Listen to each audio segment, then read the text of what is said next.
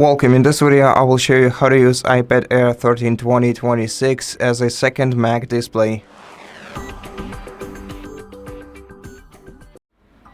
First of all, you have to make sure in settings that both your iPad and your MacBook are signed in to the same Apple account. If they are, also make sure that you are connected to the same Wi-Fi network. Then grab your MacBook,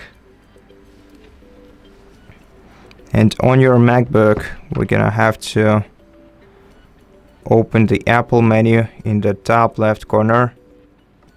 Let me zoom in, then go to System Settings.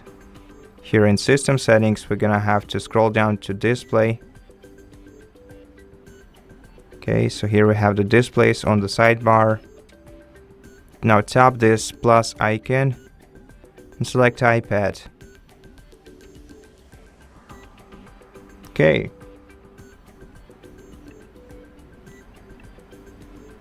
Now I can see that we have linked our keyboard and mouse. If you want to use your iPad as a second display, you're gonna have to select iPad underneath Mirror or Extend to. And now our iPad performs a function of being the second monitor for our MacBook. We can only control it using the trackpad of the MacBook, and we can rearrange the position of the iPad next to our main monitor. We can adjust the display settings below, and if you want to disconnect your iPad from your MacBook, you're gonna have to select your iPad right here and select disconnect underneath it in settings.